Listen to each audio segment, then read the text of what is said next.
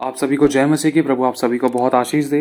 आपने पहला और दूसरा एपिसोड देख लिया होगा जिसमें बताया गया था कि परमेश्वर हमें किन किन बातों में परखता है, एक सेवक को किस किस चीजों में परखता है और एक विश्वासी को किन किन कामों में परखता है। जैसा कि आपको बताया पहले और दूसरे पार्ट में कि पहले पार्ट में परखता है परमेश्वर पर्सनल लाइफ में हमारे चुनाव क्या है, रिलेटिव और रिलेशन को लेकर, ईमानदारी को लेकर, हमारे दान दसवें से ऑफरिंग को लेकर, टाइट को लेकर, हमारे धन को लेकर परमेश्वर हमें परखता है।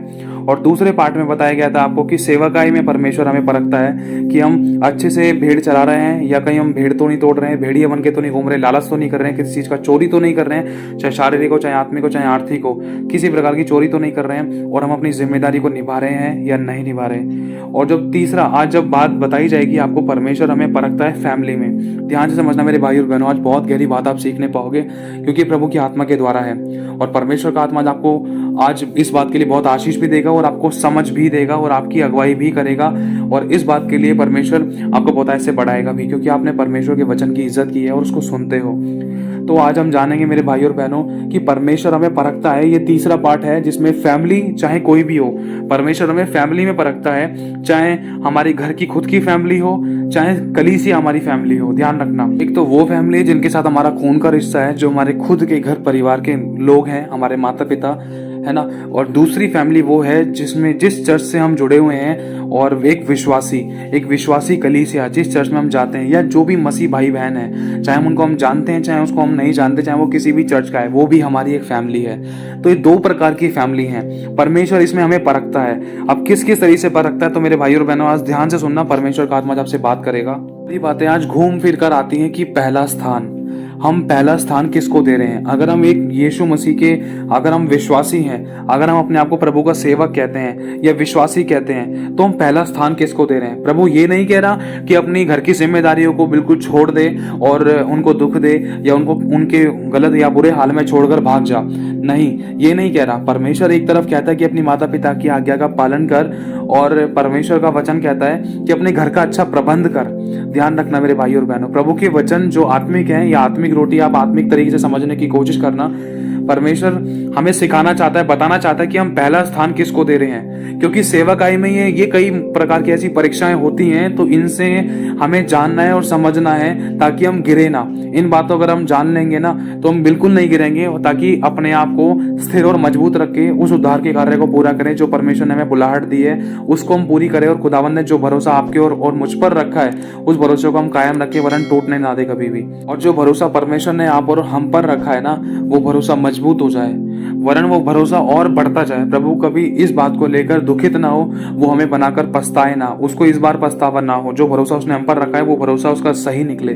तो आज हम जानेंगे मेरे भाई और बहनों कि हमारा चुनाव क्या है। एक बात कहना चाहता हूँ, ये बहुत गहराई से समझने की कोशिश करना, बहुत गहरे उदाहरण है प्रभु ने सिखाए अपनी आत्मा के द्वारा, अपने अभिषिक्तों के द्वारा, अपने वचन के द्वारा, अपनी सामर्थ के द्वारा। तो लिखा है उत्पत्ति का 12वां अध्याय और उसकी पहली आयत में लिखा है, परमेश्वर की ओर से अब्राहम के बुलाए जाने का वर्णन। यहोवा ने अब्राहम से कहा, अपने देश और अपने कुटुंबियों और अपने पिता के घर को छोड़कर उस देश में चला जा जो मैं आज तुझे दिखाऊंगा, और मैं तुझसे एक बड़ी जाति बनाऊंगा और तुझे आशीष दूंगा और तेरा नाम महान करूंगा और तू आशीष का मूल होगा। जो तुझे आशीर्वाद देगा उन्हें मैं आशीष दूंगा और जो तुझे कोसेगा, मतलब परमेश्वर अब्राहम से कह रहे हैं कि अब्राहम जो तुझे आशीष देगा ना उसको मैं आशीष दूंगा और जो तुझे कोसेगा उसे मैं श्राप दूंगा, और भूमंडल के सारे कुल के लोग तेरे द्वारा आशीष पाएंगे। और लिखा है 4वीं आयत में, यहोवा के इस वचन के अनुसार अब्राहम ने किया और अब्राहम चला। ये बहुत गहरी बात है। इसमें परमेश्वर ने अब्राहम से कहा। अब अब्राहम की जगह पर एक बार आप अपने आप को लगा कर देखना, ये गहराई है। आपके मन के विचार अभी आपको प्रकट हो जाएंगे कि आप क्या सोचते हैं। अब्राहम की जगह एक बार आप अपने आप को रख कर देखना। आप किसी गांव से शहर में रहते हो, गांव देश है, बस्ती वगैरह है और तंबू वाला घर है, और मतलब एक पत्नी है और अब एक पिता है, मतलब ऐसे ही नॉर्मल अगल बगल के लोग हैं, कुछ तंबू वगैरह लगे हुए और आप उस घर में रहते हो। और जैसे मैं उस घर में रहता हूँ, तो अचानक परमेश्वर की आवाज आई। यहोवा परमेश्वर है जो सृष्टि का करता है, उन्होंने बात की कि अब्राहम, ए अब्राहम, तू मेरे पीछे हो ले। मैं तुझसे कहता हूँ कि अपने पिता के घर को और अपने कुटुंबियों को और अपना सब कुछ छोड़ छाड़ कर उस देश में चला जा जो मैं तुझे दिखाऊंगा। मतलब परमेश्वर ने आपसे बोला, तो उस समय आप क्या करोगे।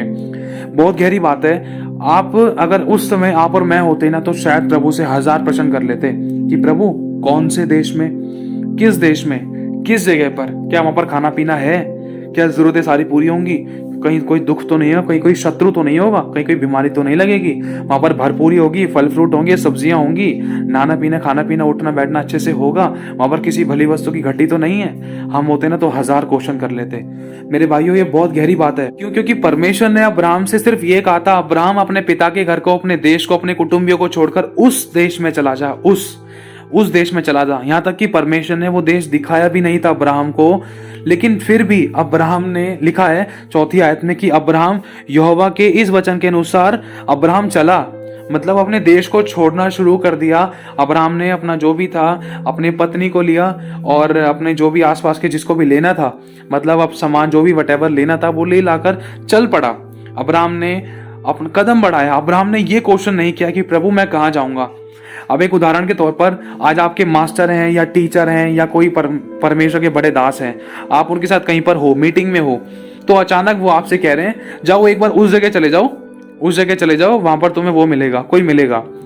तो उसमें हमें ना 1000 क्वेश्चन कर सकते हैं। अगर वो बोले कि जा दिल्ली चला जा या लुधियाना चला जा, पटियाला चला जा या फिर बेंगलोर चला जा, तो हमें ना 10 क्वेश्चन कर सकते हैं। क्यों? क्योंकि वहां क्यों जाए, पहला क्वेश्चन तो ये, वहां पर क्यों, किस लिए, क्या होगा, क्या मिलेगा, वहां पर हमारी जरूरतें पूरी होंगी, मतलब हम यही क्वेश्चन करेंगे। लेकिन अब्राहम ने कुछ भी ऐसा क्वेश्चन नहीं किया। अब्राहम परमेश्वर के वचन के अनुसार चल पड़ा। अब्राहम ने ये नहीं कहा कि मेरे पिता का क्या होगा, मेरे घर का क्या होगा, मेरे लोगों का क्या होगा, मेरे पड़ोसियों का क्या होगा, क्योंकि परमेश्वर जानता था वो जगह बिल्कुल भी सही नहीं थी परमेश्वर के उस बेटे अब्राहम के लिए। मेरे भाई और बहनों, बहुत गहरी बात है। अब्राहम ने परमेश्वर के वचन के कहे अनुसार किया। अब्राहम ने अपने पिता के घर को छोड़ दिया और अपने सब कुछ, रिश्ते नातों को सब कुछ छोड़ छाड़ कर अपनी पत्नी को लेकर अपने उस देश से निकलकर उस जगह जाने के लिए कदम बढ़ाया जो जगह परमेश्वर ने उसको दिखाई भी नहीं थी।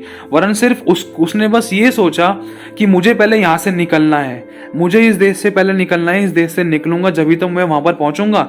और रही बात वो जगह की, वो जगह मुझे परमेश्वर क्या पता बीच में बता दे, आगे चलते चलते बता दे, पहले मैं निकलूं तो सही। हम निकले तो है नहीं, पहले ही क्वेश्चन करने लग जाते, प्रभु वहां पर क्या होगा, ऐसा हो गया तो वैसा हो गया तो ये हो गया तो वो हो गया तो पता नहीं ये मिला वो मिला, शत्रु मिला, खाना पीना मिला या नहीं मिला। मतलब बहुत सारे क्वेश्चंस हम लोग करते हैं, प्रभु के कहे अनुसार एज इट इज नहीं करते हैं। जैसे कि बहुत गहरी बात है, अब परमेश्वर ने एलीशा को बुलाया था, परमेश्वर ने एलीशा को बुलाया था, एलिया नबी से कहा था एलिया जा एलीशा का अभिषेक कर अपनी जगह पर नबी होने के लिए। तो एलिया नबी गए एलीशा के पास, उन्होंने अपनी चादर यहोवा के नाम से एलीशा पर डाल दी और कहा कि मेरे पीछे हो ले। तो उस समय एलीशा ने एक बात बोली कि मुझे मतलब ये दो मेरे जोड़ी बैल हैं जो मुझे अपने माता पिता को चूमने दे और मेरे बैलों को छोड़ने दे। तो एलिया ने एलीशा से कह दिया कि मुझे तुझसे क्या काम, जो मेरे हिस्से का था वो मैंने कर दिया, अब बाकी तेरे हाथ में है। और फिर उसके बाद एलीशा ने क्या किया, एलीशा बहुत बड़ा, बहुत अमीर व्यक्ति था, बहुत धनवान था, क्योंकि 12 जोड़ी बैल थे उनके पास और बहुत बड़ा खेत था और बहुत कुछ था, बहुत धनवान थे वो। और उस समय हुआ क्या, उन्होंने उसी समय ऑन द स्पॉट डिसीजन लिया, उन्होंने खुदा की बुलाहट को छोड़ा नहीं। उन्होंने उसी समय, लिखा है, उन्होंने अपने बैलों का मतलब बैलों का सामान जला जलो के सब कुछ खत्म कर दिया और खत्म करने के बाद सब लोगों में दे दिया A to Z। और मतलब इसीलिए करा ये सब कुछ, क्यों? क्योंकि अगर वो एलिया के पीछे अगर परमेश्वर की बुलाहट में आ गए, अगर आने के बाद अगर वो वापस पीछे की तरफ मुड़ते हैं तो ये चीज सही नहीं है। इसलिए उन्होंने पीछे मुड़ने का कारण ही खत्म कर दिया कि मेरी नौकरी पुकार रही है, मेरे बिजनेस पुकार रहा है, मेरा बाप पुकार रहा है, मेरी माँ पुकार रही है, रिश्तेदार पुकार रहे हैं, नौकरी पुकार रही है, या मेरी पत्नी पुकार रही है, मेरे बच्चे पुकार रहे हैं। मतलब ये सारे रीजन, नौकरी के, बिजनेस के सारे रीजन खत्म कर दिए थे एलीशा ने उसी समय, सारा बैलों का सामान जलाकर खत्म कर दिया। और उसी समय लिखा है वो एलिया के पीछे हो लिया, कमर बांधकर वो वचन, मतलब वचन को पकड़कर वचन का चुनाव किया। और इसी तरीके से प्रभु यीशु मसीह ने ना, एक बार की बात है, प्रभु यीशु मसीह अपने चेलों के साथ, और बहुत सारे लोग थे, लगभग शायद 5000 के आसपास या तो उससे कम हो सकते हैं, बहुत सारे लोग थे। तो प्रभु यीशु मसीह खरा उपदेश दे रहे थे, खरी बात बोल रहे थे, हाँ की हाँ, ना की ना, अगर करोगे तो ये फायदा, नहीं करोगे तो ये नुकसान, ये दुष्परिणाम। तो इसी तरीके से प्रभु यीशु मसीह खरी और सीधी बातें बोल रहे थे, जो शायद वचन की तलवार मतलब आर पार छेद रही थी लोगों को। क्यों? क्योंकि हमारा पाप हमें स्मरण हो रहा था। तो उसमें से लिखा है, जब यीशु मसीह सारी बातें बोल रहे थे, बहुत सारी बातें उन्होंने बोली, तो लोग है ना सुनकर चले गए, वापस लौट गए। तो चेला बोला, पतरस ने कहा, पतरस चेला है यीशु मसीह का, उन्होंने कहा कि प्रभु देख, लोग तो जा रहे हैं, लोग तो जा रहे हैं, लोग तो चले गए। उसी समय यीशु कहते हैं कि देख पतरस, वो तो चले गए, अगर तुझे जाना है ना तो तू भी जा, मैं तुझसे जबरदस्ती नहीं करूंगा, मैंने चुनाव तेरे हाथ में दिया है। तो उसी समय ना पतरस कहता है, प्रभु हे परम प्रधान परमेश्वर के पुत्र, जीवन की बातें तो तेरे ही पास है, तुझे छोड़कर मैं कहाँ जाऊं। तो उसी समय प्रभु यीशु कहते हैं, ये बातें जो तूने बोली है ना, ये बात मेरे पिता ने तुझ पर प्रकट की है, ये मांस और लहू ने तुझ पर प्रकट नहीं की। मेरे भाई और बहनों, कई बार ऐसी परिस्थिति हो जाती है कि इंसान प्रभु को छोड़ने के लिए तैयार हो जाता है। क्यों? क्योंकि लोग क्या कहेंगे, फैमिली क्या कहेगी, घर कौन संभालेगा, रिश्ते नाते कौन संभालेंगे। प्रभु ये नहीं कह रहा कि अपनी जिम्मेदारी को छोड़ दो, लेकिन प्रभु के कहने का मतलब ये है कि पहला स्थान प्रभु को देते हुए अपने सारे काम करो, ताकि हम किसी के लिए ठोकर का, पाप का, मृत्यु का, आंसू का कारण ना बने। अब बुलाहट का मतलब ये नहीं, बुलाहट का, कॉलिंग का मतलब ये नहीं है कि प्रभु ने अगर चुन लिया तो अपनी जिम्मेदारी, अपने बीवी बच्चों को छोड़ दे, चाहे वो रो रहे हैं, चाहे पीट रहे हैं, चाहे दुख हो, चाहे बीमारी में है, हम प्रभु की सेवा कर रहे हैं। नहीं, ऐसी सेवा प्रभु को नहीं चाहिए। लेकिन प्रभु पहला मांगता है, प्रभु कहता है कि पहला स्थान तो मुझे दे, तेरे सारे कार्य पूरे होंगे, तेरे हाथ के काम सफल होंगे, पहला स्थान तो मुझे दे, तेरे जीवन में बेस्ट करूंगा, तेरे परिवार के लिए बेस्ट करूंगा, उनका भी उद्धार होगा और तुम अच्छे से रहोगे, मेरी सेवा करोगे। क्योंकि यहोशू ने कहा है कि मैं और मेरा घराना ने यहोवा ही की सेवा करेंगे।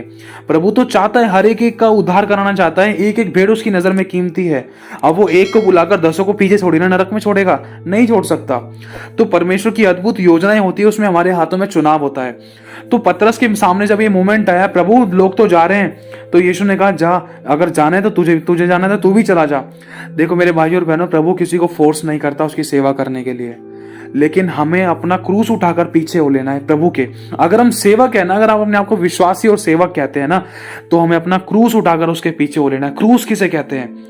टेंशन को, घर की चिंता को, परेशानी को, नौकरी को, बिजनेस को, क्या खाएंगे, क्या ओढ़ेंगे, क्या पिएंगे, कल क्या होगा, खाना कैसे आएगा, कर्जा कैसे दिया जाएगा, नौकरी का क्या होगा, बीवी बच्चे कैसे पाले जाएंगे, माता पिता की देखरेख कैसी होगी, इसे कहते हैं क्रूस। कि प्रभु मैं अपना क्रूस उठाकर तेरे पीछे हो लेता हूं। देख, मैंने अपने आप को तेरे हाथों में सौंप दिया और अब मैं तुझे पहला स्थान दूंगा। मैं लोगों की तरह नहीं जाऊंगा। उन्होंने खा तो लिया, मछली और रोटी तो खा ली, लेकिन वो चले गए, खाकर चले गए, लेकिन प्रभु तुझमें बने नहीं रहे, वो तुझमें बने नहीं रहे प्रभु, वो तो चले गए। लेकिन प्रभु मैं तुझे पहला स्थान देने के लिए तैयार हूं प्रभु, क्योंकि जीवन की बातें तो तेरे ही पास हैं। क्यों?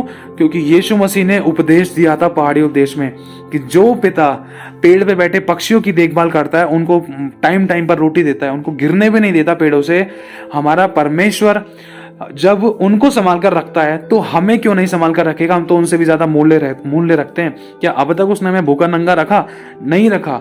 जब वो हमें आज संभाले तो आगे नहीं संभालेगा। वो नहीं चाहता कि कोई किसी प्रकार के दुख में या बीमारी में, समस्या में, परेशानी में या घटी में रहे, या किसी प्रकार के आंसू या कलेश में रहे। वो नहीं चाहता।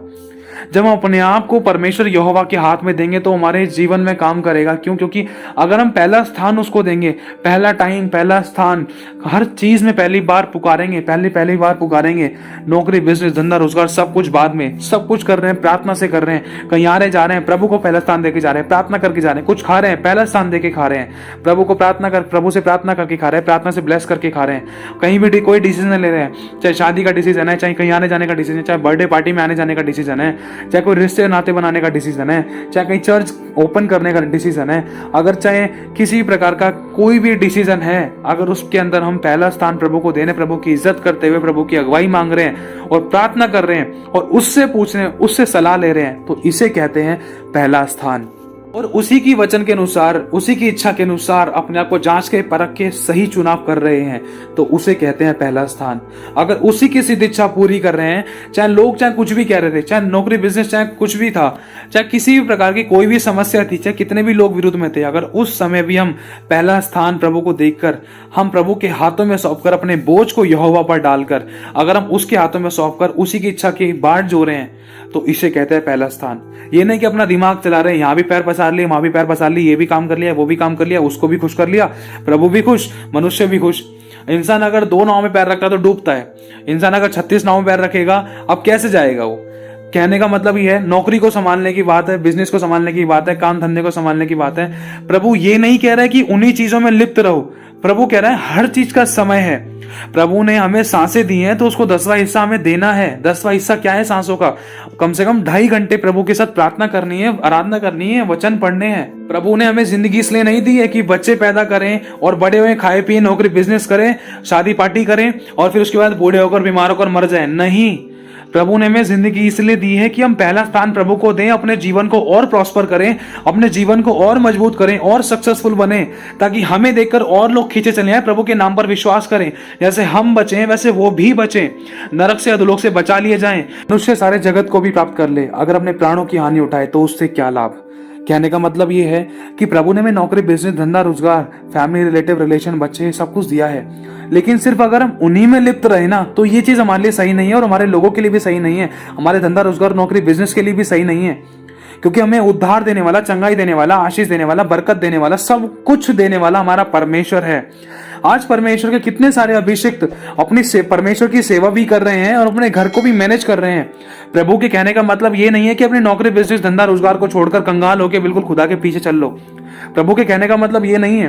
प्रभु के कहने का मतलब है कि जो प्रभु ने दिया है हम उसमें लिप्त ना रहें, वरन हम आगे बढ़ने की इच्छा रखें, प्रभु में बढ़ने की इच्छा रखें, प्रभु के अनुसार चलें।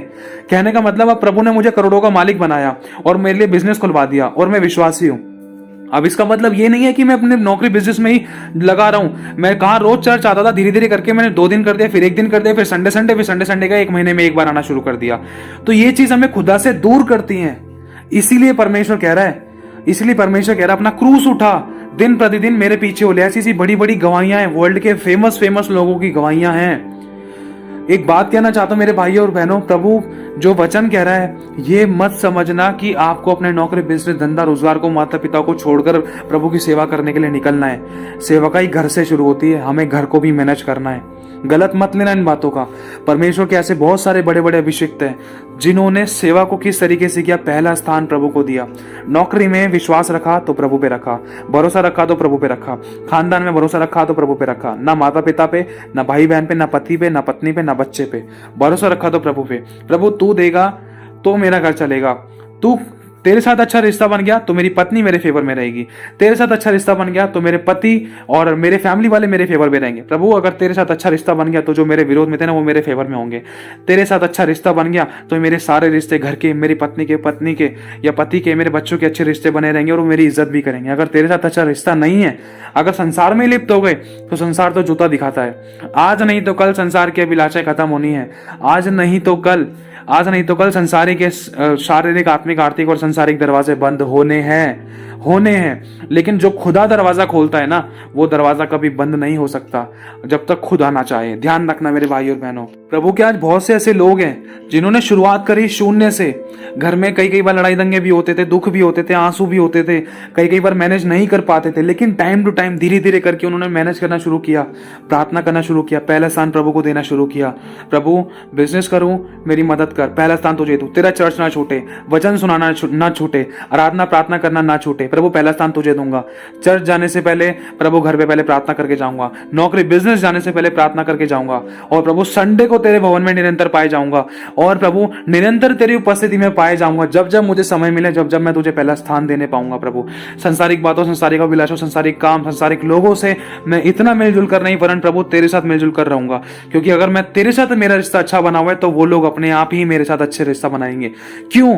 क्योंकि वो देखेंगे कि मेरा जिंदगी बदल रही, मेरे हालात बदल रहे, मेरी परिस्थितियां बदल रही है। बदलने वाला तू है।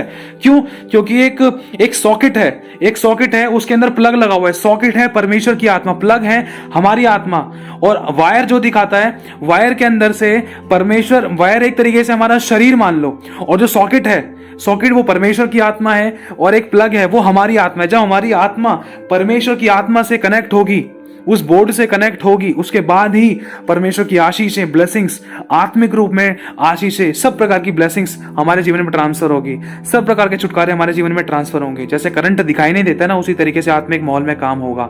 लेकिन अगर हम अपना प्लग अगर संसार के लोगों में लगाएं, अगर हम अपना प्लग को संसारिक बातों में लगाएं, संसारिक कामों में लगाएं, अपने आप को संसार में जोड़ कर रखें कि ये बुरा ना मान जाए, पति बुरा ना मान जाए, पत्नी बुरा ना मान जाए, बच्चे बुरा ना मान जाए, लोग बुरा ना मान जाए, रिश्ते नाते वाले बुरा ना मान जाए कि मसीह बन गए, चर्च में जाते हैं, बैप्टिज्म ले लिया, उनके चक्कर में अगर हम पड़े रहे, या उनको देखकर हमने खुदा को छोड़ दिया, या उनसे हमने ज्यादा मिली जुली भगत रखी, या मिली जुली भीड़ की तरह, कहते हैं ना ज्यादा मीठे में ही चींटी लगती है, अगर हमने मनुष्य को खुश करने के लिए अपना रिश्ता उनके साथ ज्यादा अच्छा किया, तो ध्यान रखना एक ना एक दिन मुंह की खानी पड़ सकती है। ये 100% गारंटेड बात है। क्यों?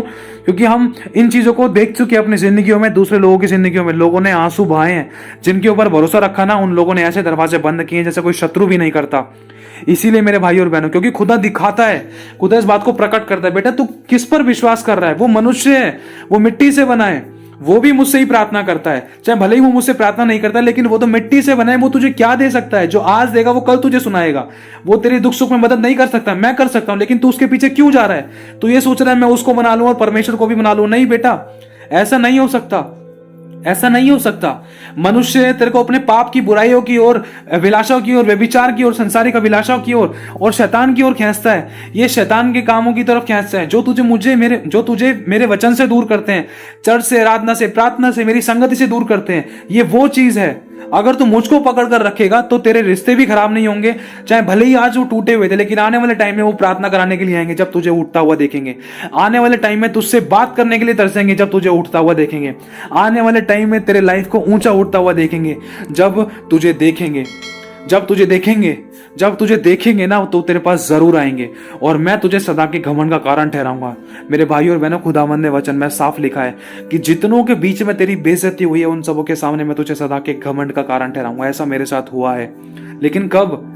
जब मैंने अपने आप को परमेश्वर के हाथों में सौंपा, पहला स्थान उसको देने की कोशिश करी और उसी की ओर ताका, उसी की इच्छा मांगी, और अपने शत्रु से प्रेम करके, माफ करके, चाहे कोई कुछ भी कह रहा था। बहुत सुना था मैंने भी कि धर्म बदल दिया, अपने माँ बाप बदल दिए, अपने पितरों को छोड़ दिया, इसको छोड़ दिया, उसको छोड़ दिया, अपने माँ बाप बदल ली। मैंने गालियां भी बहुत सुनी है, मैं जानता हूं इन बातों को।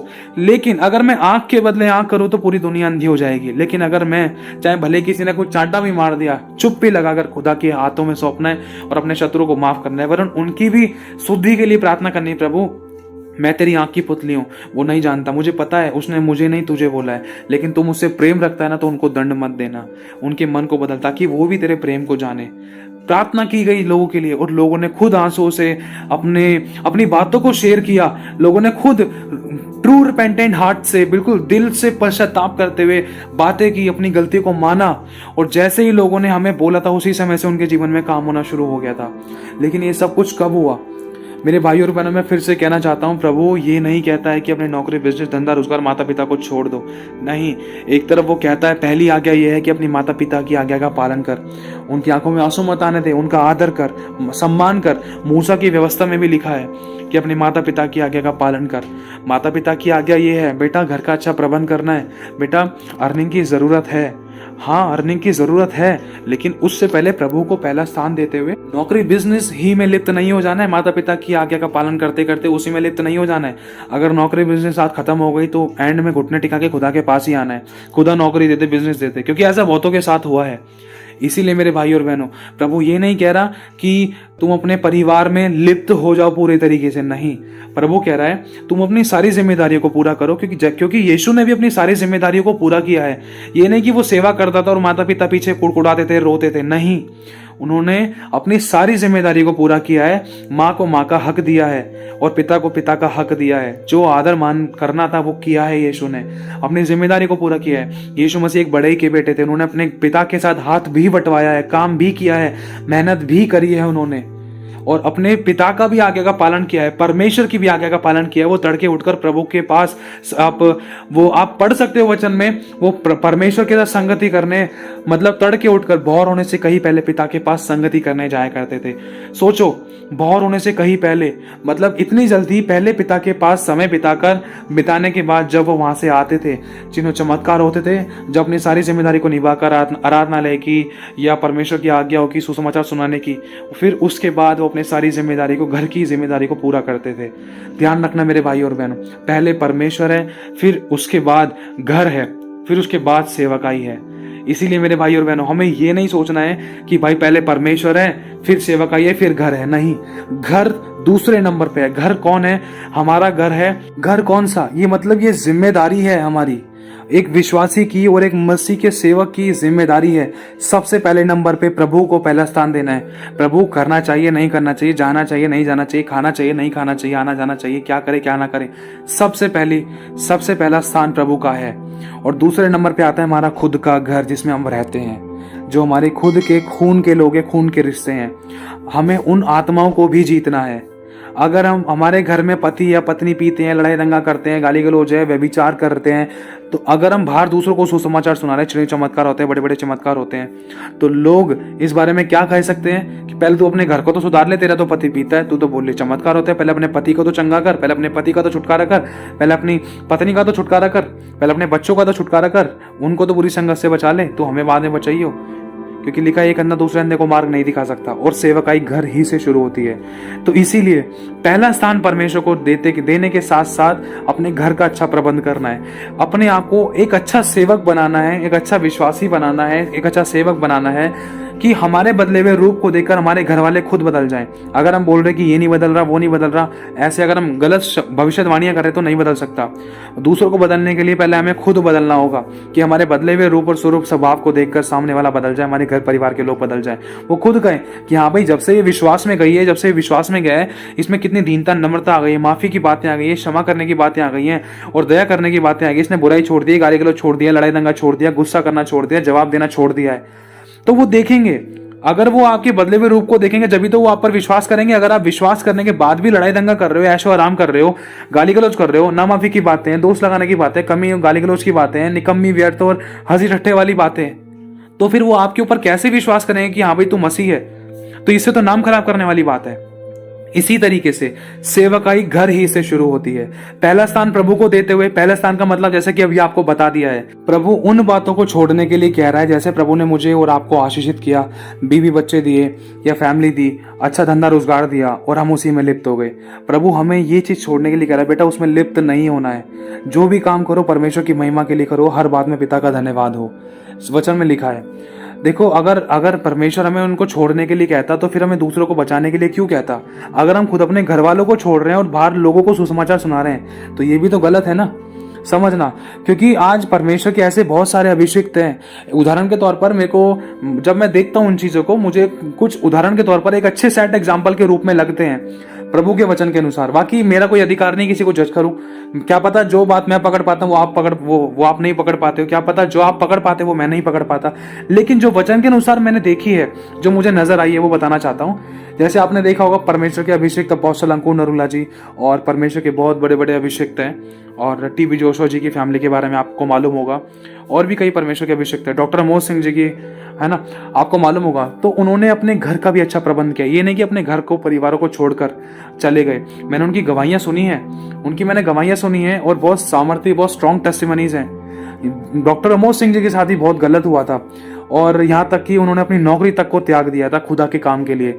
दो पता नहीं 3 स्टार वाली वर्दी थी क्या, उनके एक शब्द है, हाथ मारे तो गड्डी, लात मारे तो नोट। इतना पैसा था उनके पास, माउजर रहती थी उनके साथ में, लेकिन उन्होंने सब छोड़ दिया। उन्होंने देखा कि प्रभु सबसे ज्यादा जरूरी तो ये है, तूने मुझे सब कुछ दिया है, तो ये नौकरी मुझे क्या दे सकती है। उन्होंने देखा कि हाँ, लोगों के जीवन में चमत्कार हो रहे हैं, छुटकारे हो रहे हैं, ये धन तो कुछ भी नहीं है, सबसे बड़ा धन तो मनुष्य का प्राण है। लोग चंगाई पा रहे हैं, आशीष पा रहे हैं, बरकत पा रहे हैं, सबसे बड़ा जीना तो यही है। मैं क्या नौकरी बिजनेस में लगा रहा हूं? नौकरी बिजनेस में होते हुए भी प्रभु मैं लोगों के जीवन में कुछ कर नहीं पा रहा, मेरे जीवन में कुछ काम नहीं हो रहा। तो उन्होंने बहुत सारी चीजों को अपने जीवन में नोटिस किया। प्रभु के आत्मा ने उनसे बात करी। क्यों? एक तरफ वो सेवकाई कर रहे थे, दूसरी तरफ वो नौकरी कर रहे थे। मतलब सेवकाई इतनी ज्यादा बढ़ गई, प्रभु ने कहा अब तू मेरे पास ही आ जा बेटा, क्योंकि देख अब तेरे घर को मैं संभालूंगा। प्रभु आज तक उनको संभाल रहा है, और बहुत बहुत ऐसे परमेश्वर ब्लेस कर रहा है। सोचो, आज हजारों की तादाद में उनके पास लोग सीखते हैं, हजारों के बहुत बड़ी संख्या में परमेश्वर के अभिषेक डॉक्टर अमोद सिंह जी के पास बहुत सारे लोग बाइबल स्टडी के लिए मतलब जाते हैं, टीचिंग लेने के लिए जाते हैं। क्यों? क्योंकि उन्होंने अपने आप को पूरा डिवोटेड कर दिया परमेश्वर की सेवकाई के लिए। कुछ मूवमेंट्स होते हैं, हर किसी की बुलाहट अलग है। कोई दान देने की सेवकाई अच्छी कर लेता है, कोई खिलाने पिलाने की सेवा कहीं अच्छी कर लेता है, कोई भेंट की सेवा कहीं अच्छी कर लेता है, कोई मतलब साफ सफाई की सेवा कहीं अच्छी कर लेता है, कोई अपने रिश्ते नातों को निभाने की सेवा कहीं अच्छी कर लेता है, कोई सुसमाचार की सेवा अच्छी कर लेता है। सबको अलग अलग तोड़ा दिया गया है, सबको अलग अलग परमेश्वर ने अलग अलग टैलेंट दिया है, अलग अलग सेवकाइयां सौंपी हैं।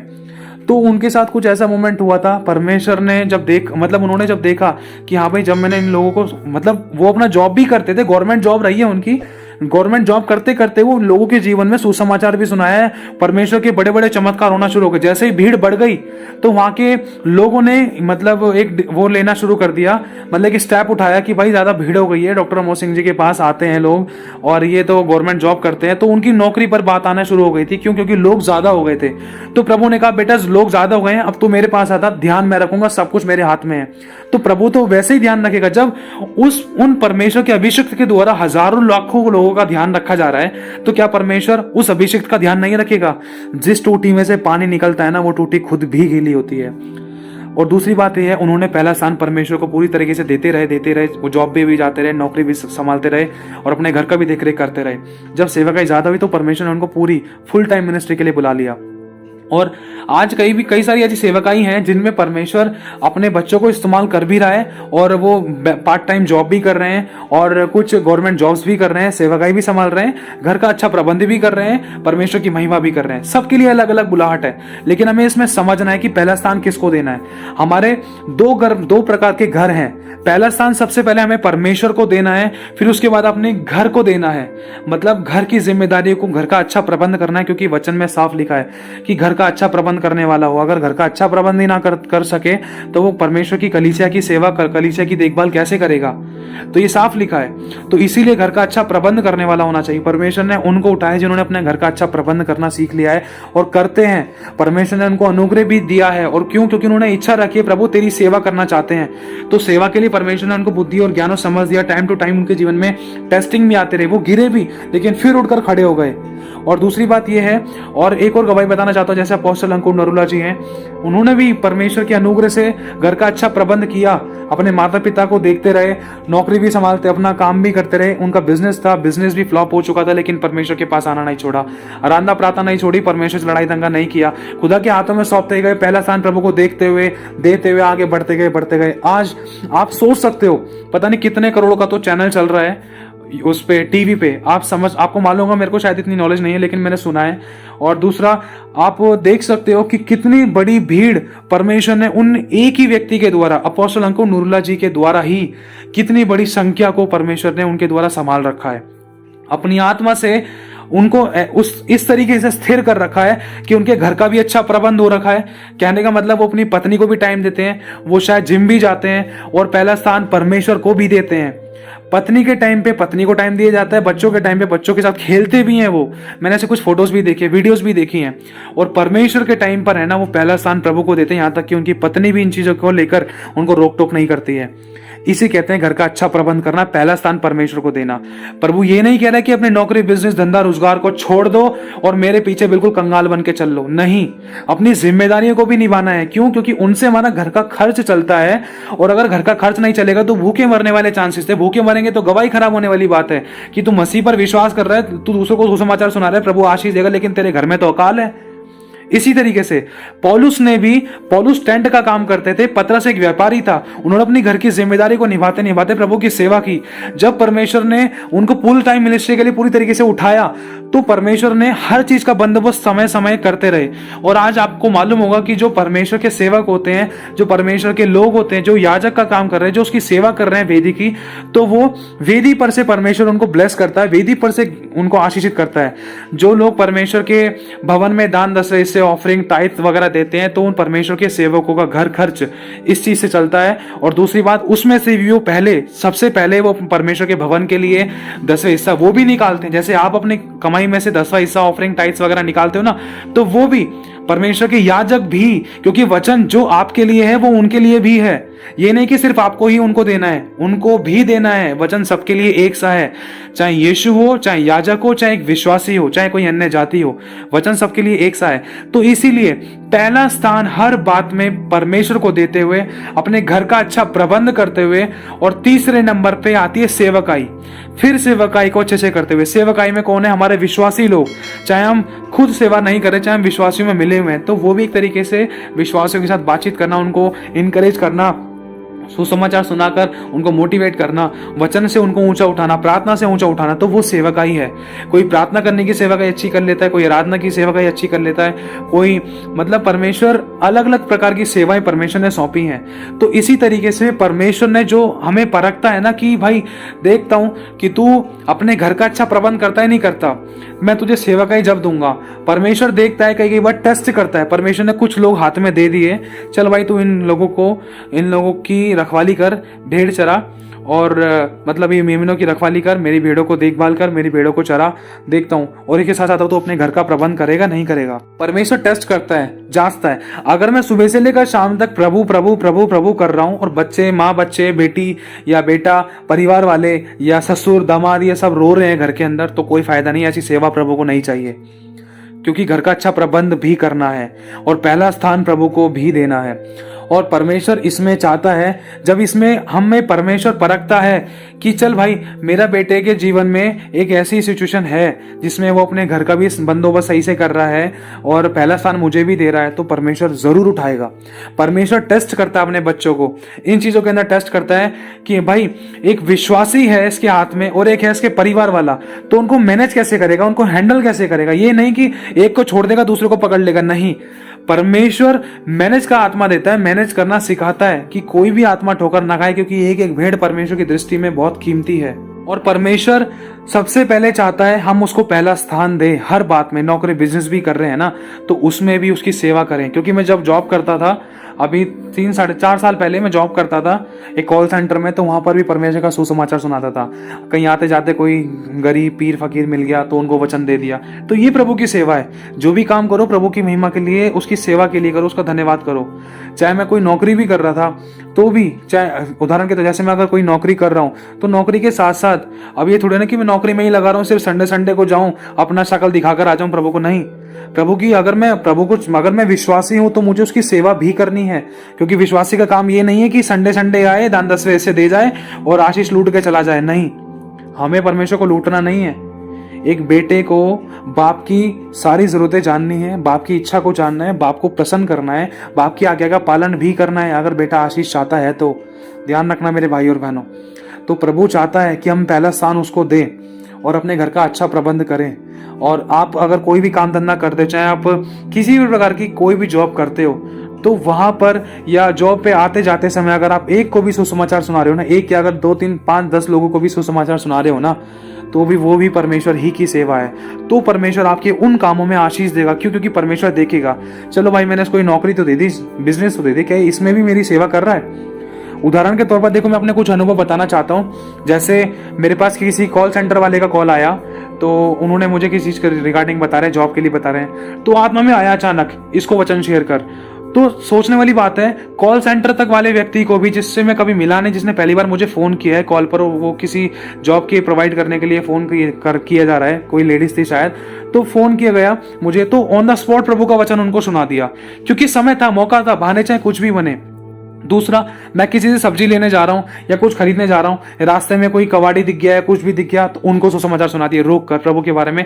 लगभग 1.5 या 1 मिनट के अंदर, या मैं कह रहा हूँ 30 सेकंड के अंदर भी हम बता सकते हैं कि यीशु मसीह पाप क्षमा करता है, यीशु मसीह परमेश्वर है, यीशु मसीह उद्धार करता है, वही स्वर्ग का रास्ता है। अगर आपको कुछ भी चाहिए तो प्रभु से उससे प्रार्थना से मांगे और अपने पापों की क्षमा उससे मांगे, क्योंकि वही सब कुछ दे सकता है। आपने हर एक नाम से मांगा होगा, लेकिन यीशु मसीह के नाम से नहीं मांगा, लेकिन आज मांगो, प्रभु आपको देगा। वो आपसे प्रेम रखता है, उसने आपके लिए जान दी है, बस इतना बता सकते हैं। और दूसरा, अगर मैं किसी सब्जी फ्रूट वगैरह ले रहा हूं, तो कई बार परमेश्वर ने मौके दिए हैं, कई बार परमेश्वर ने ऐसी परिस्थितियां बनाई हैं कि हाँ भाई, चाहे 10 रुपए एक्स्ट्रा वाली बात थी, कोई बात नहीं, प्रभु का सुसमाचार तो पहुंच गया, 10 रुपए एक्स्ट्रा हो गए, कोई बात नहीं, अगर इससे नहीं ली उससे ले ली तो कोई बात नहीं, प्रभु उसकी तो भरपाई कर देगा। सबसे बड़ा धन तो मनुष्य का प्राण है, वचन तो पहुंच गया ना प्रभु उसके पास। कि कोई ये ना कहने पाए कि हाँ, जैसे हर एक व्यक्ति के साथ एक स्वर्गदूत रहता है, तो स्वर्गदूत भी इस बात की निगरानी करता है, प्रभु देख तेरे उस बच्चे को वचन पता था लेकिन इस कंगाल को उसने वचन नहीं दिया, देख मेरे सामने से निकल कर गया था तेरा ये विश्वासी, लेकिन इसने कंगाल को वचन नहीं दिया। इसीलिए मेरे भाई और बहनों, प्रभु चाहता है कि हम उसकी सेवा हर काम में, हर तरीके से उसकी सेवा जरूर करें, पहला स्थान देते हुए। और वो परमेश्वर आपको बढ़ाएगा, आपके बिजनेस में, आपके फैमिली में, रिलेटिव रिलेशंस में, आस पड़ोस में, सब प्रकार से परमेश्वर आपका इज्जत मान सम्मान ऊंचा भी करेगा, आशीषित भी करेगा, जरूरतें भी पूरी करेगा और सदा के घमंड का कारण भी ठहराएगा। और दूसरी बात यह है कि पहला स्थान तो बता दिया है आपको, अब दूसरा बहुत जरूरी बात ध्यान से समझना, घर का अच्छा प्रबंध करना है। ये नहीं कि घर वाले रो रहे हैं और विश्वासियों को हम बड़े बड़े अच्छे बातें बता रहे हैं, बड़ा बड़ा अच्छा सुसमाचार सुना रहे हैं, अच्छा प्रीचिंग कर रहे हैं, अच्छा टीचिंग दे रहे हैं, अच्छी आराधना वर्शिप कर रहे हैं, घर वालों के साथ बैरभाव कर लिया, लड़ाई दंगा कर लिया, गुस्सा कुड़कुड़ाहट वाली बातें हो गई, नामाफी की बातें हो गई, लेकिन हम चर्च में आके आराधना कर रहे हैं हाथों को उठाकर आंसू से रोकर, खुदा नहीं ग्रहण कर सकता। क्यों? क्योंकि जब तक हमारे मन में किसी के लिए विरोध है या किसी के मन में हमारे लिए कोई विरोध है, या जब तक हमने मेल मिलाप नहीं किया है, तो खुदा हमारी भेंट को स्वीकार नहीं कर सकता, चाहे करोड़ों की हो, चाहे अपनी जान भी दे दे, नहीं स्वीकार कर सकता। क्यों? क्योंकि हमें माफ करना है, दया, नम्रता, दीनता, नम्रता वाली बातें हैं, क्षमा करना है, क्योंकि लिखा है कि जिस नाप से तुम नापोगे उसी नाप से तुम्हारे लिए नापा जाएगा। लिखा है यदि तुम चाहते हो कि पिता तुम्हारे अपराधों को क्षमा करे, तो तुम भी उसी प्रकार अपने अपराधियों को क्षमा करो, क्योंकि हम भी यही चाहते पिता से कि प्रभु भी हमारे पापों को क्षमा करे। अगर हम अपने घर वालों को माफ नहीं कर रहे, लेकिन कलीसिया में आकर बहुत बार मीठी छुरी की तरह बन रहे हैं, प्यारी बातें कर रहे हैं, या अपने आप को बहुत ज्यादा आत्मिक दिखा रहे हैं या वचनों में दिखा रहे हैं, तो ये भी बहुत बड़ी गलती है। क्यों? क्योंकि घर के अंदर हम लड़ भिड़ कर आ गए, लेकिन चर्च में आने के बाद तो हम ऐसे वचन भर के मतलब ऐसा फील कराते कि हम हमसे ज्यादा कोई वचन नहीं जानता है, हम अच्छी आराधना प्रार्थना करते हैं, वचन पर चल रहे हैं, दूसरों को बहुत अच्छी एडवाइस देते हैं, लेकिन खुद के घर में लड़ाई दंगे, बर्तन बज रहे हैं। ये चीज भी सही नहीं है। तो पहला स्थान प्रभु को देते हुए अपने घर का अच्छा प्रबंध करना है, माफ करके, दया करके और क्षमा करके आगे बढ़ना है, और अपने आप को बदला हुआ दिखाना है, अपने आप को मसीह के स्वभाव में दिखाना है, ताकि हमारा घर का माहौल, हमारा घर का सारा वातावरण बदले और हमें आपको देखकर अविश्वासी लोग भी विश्वास में आ जाएं। और तीसरी बात यह है, तीसरे नंबर पे आती है सेवकाई, जो घर की चर्च की सेवकाई होती है। चाहे आप किसी प्रकार की सेवकाई कर रहे हो, उदाहरण के तौर पर, तो आप है ना थोड़ा सा लेट हो रहे हो, और लेट होने के चक्कर में आपने पापा से बोल दिया, पापा दवाई अभी नहीं ला सकता, ये नहीं कर सकता, वो नहीं कर सकता, पापा अभी आपकी मदद नहीं कर सकता, अभी कपड़े नहीं धो सकता, अभी नहीं सुखा नहीं सकता, अभी ला नहीं सकता, अभी आपको बना कर नहीं दे सकता, पापा ये नहीं कर सकता, वो नहीं कर सकता, पापा अभी मैं चर्च जाना है ना, सॉरी पापा, सॉरी कर करके बंदा चला गया चर्च।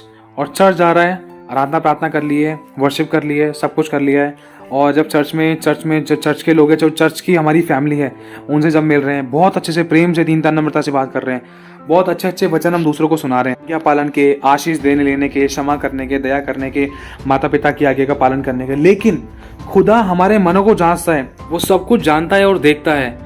तो वो बच्चा पता है क्या करता है, वो मतलब कलीसिया में सेवा करता है, पानी की, खिलाने की, पिलाने की, साफ सफाई करने की सेवा करता है, लेकिन एक तरफ है ना, उसने अपने घर का अच्छा प्रबंध नहीं किया है।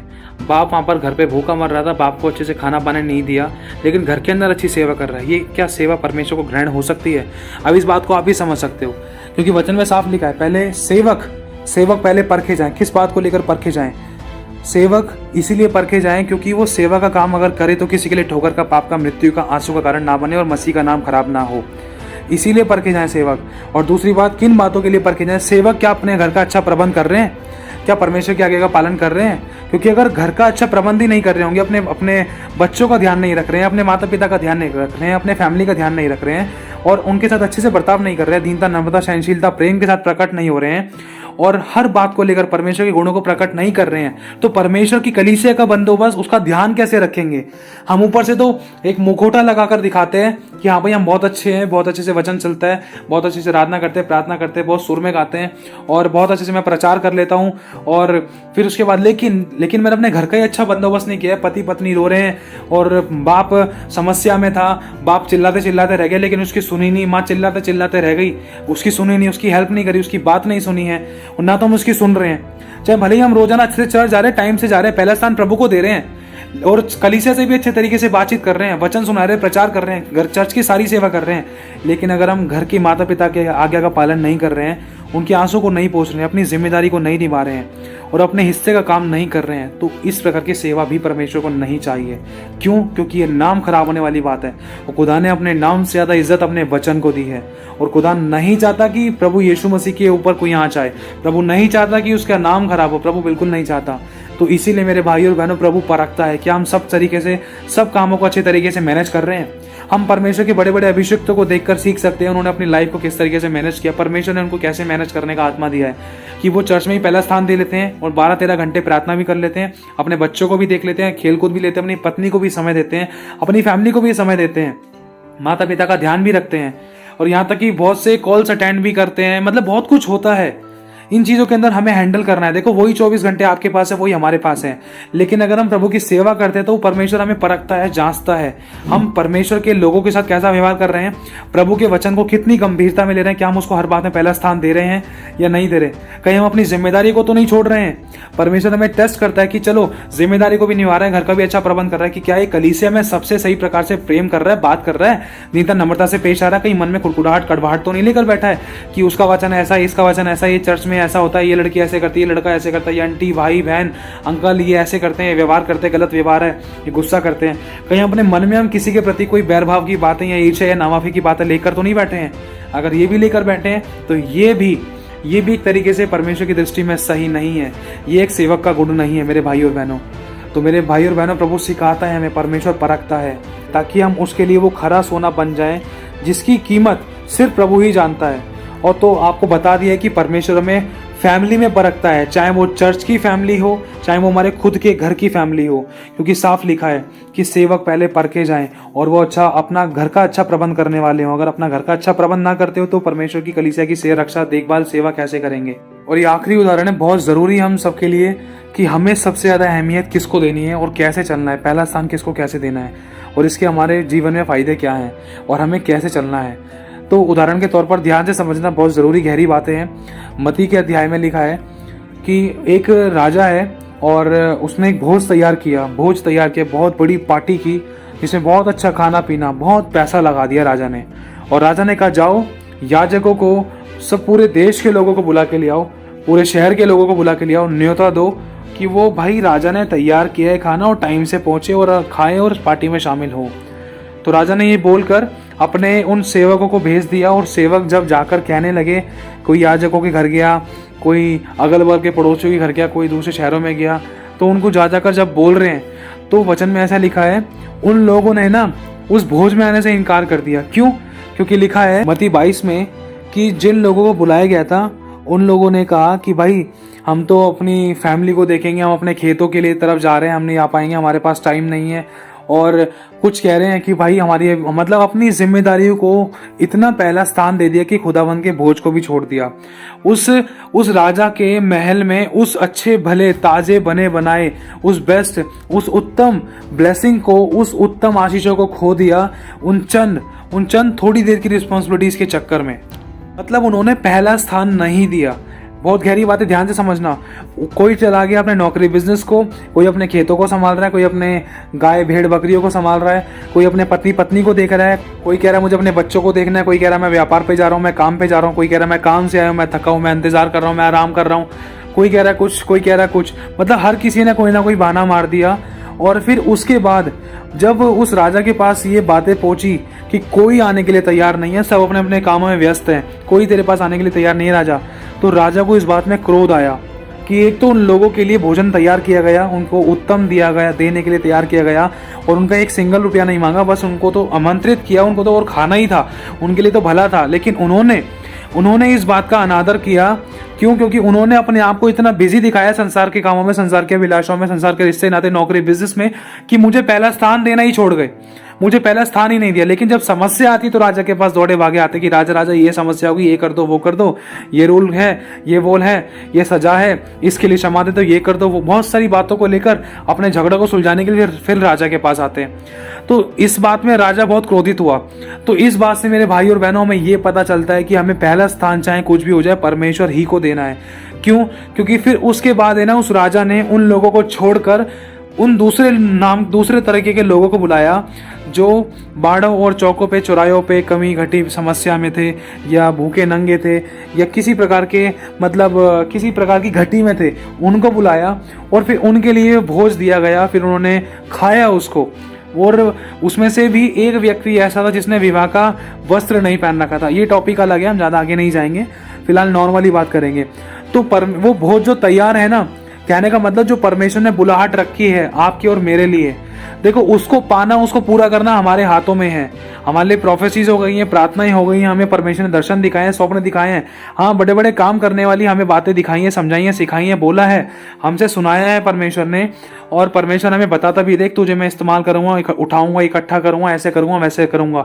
लेकिन उसको पहला स्थान देना, उस बुलाहट को पूरा करना, वो हमारे हाथों में है। कहीं हम बुलाहट को छोड़कर, पहला स्थान छोड़कर, कहीं हम नौकरी, बिजनेस, धंधा, रोजगार, काम धंधे में तो नहीं लग गए, कहीं हम संसार के कामों में तो नहीं लग गए जो सिर्फ टेम्परेरी है, जिससे हमें संतुष्टि नहीं मिल सकती, जो हमें कुछ नहीं दे सकता, आज है जो कल नहीं है। कहीं हम उन चीजों में तो व्यस्त तो नहीं हो गए उन कामों के अंदर कि हमने पहला स्थान परमेश्वर को देना ही छोड़ दिया, चर्च आना बंद कर दिया। अगर चर्च आ रहे हैं तो ठंडे गुनगुने की तरह सिर्फ चर्च आकर जैसे एक तरीके से मंदिर में घंटी बजाकर आते हैं, फिर उसके बाद वापस से अपनी अभिलाषाओं में, अपने कामों में लग जाते हैं। कहीं हम ऐसा तो नहीं कर रहे हैं। प्रभु पहला मांगता है, प्रभु पहला स्थान मांगता है, और वो भी पवित्रताई के साथ। तो हमें इन बातों का ध्यान रखना है मेरे भाई और बहनों। पहला स्थान प्रभु को देते हुए सब कामों में सबसे ऊपर और सबसे पहले, और हर काम में प्रभु की महिमा करते हुए, हर काम में प्रभु का धन्यवाद करते हुए सबसे पहला स्थान उसी को देना है, उसी के पास जाना है और उसको पुकारना है और उसी की मदद मांगनी है, उसी की ओर ताकना है और उसी की अगुवाई में चलना है। और दूसरा, परमेश्वर इसमें भी परखता है कि भाई मेरे को पहला स्थान तो दे दिया, चल क्या अपना घर का बंदोबस्त अच्छे से कर रहा है, अपनी घर की बंदोबस्त, घर की रिस्पॉन्सिबिलिटी अच्छे से निभा रहा है। और तीसरी बात यह है, और जो चर्च की सेवा का ही है, चर्च जो हमारी फैमिली है, अगर हम चर्च में सही चल रहे हैं लेकिन अगर फैमिली में सही नहीं चल रहे हैं, अपनी खुद घर की फैमिली में सही चल रहे हैं, तो ये भी बात सही नहीं है। थोड़ा खमीर पूरा गुनाटा खराब कर देता है। तो हमें हर बात को मैनेज करना है। पहला स्थान परमेश्वर को भी देना है, उसके बाद अपने घर का भी अच्छा बंदोबस्त करना है, हर काम को परमेश्वर की महिमा करते हुए, महिमा लेते हुए और नाम लेते हुए वचन के अनुसार करना है, जांच कर परख के सही चुनाव करना है। और तीसरे नंबर पे कलीसिया की जो सेवागाई प्रभु ने हम पर सौंपी है, हम पे जो परमेश्वर ने बड़ा भरोसा करके हमारे हाथों में जो सेवा सौंपी, चाहे वो भले ही पानी पिलाने के लिए है, चाहे खाना खिलाने के लिए, चाहे झाड़ू पोछा के, चाहे कुछ भी चीज़ है, जो सेवा दी है, क्या उसमें हम ईमानदार हैं? कहीं हम उसमें बहाने तो नहीं मार रहे हैं? उन सेवा को पूरी तरीके से कर रहे हैं? और जैसे हम अंदर स्वभाव है हमारा, वैसा हम बाहर हैं? कि कहीं ऐसा तो नहीं है कि घर में हम लड़ाई दंगा करके आ रहे हैं लेकिन चर्च में बहुत अच्छे से भले बन के दिखा रहे हैं? ऐसा भी नहीं चल सकता। तो मेरे भाई और बहनों, हर बात को हमें जांच कर परख कर अपने आप को करेक्ट करते हुए, क्योंकि सेवकों को गंभीर होना चाहिए, वचन में लिखा है। तो प्रभु आप सभी को आशीष दे, आप सभी को जय मसीह की।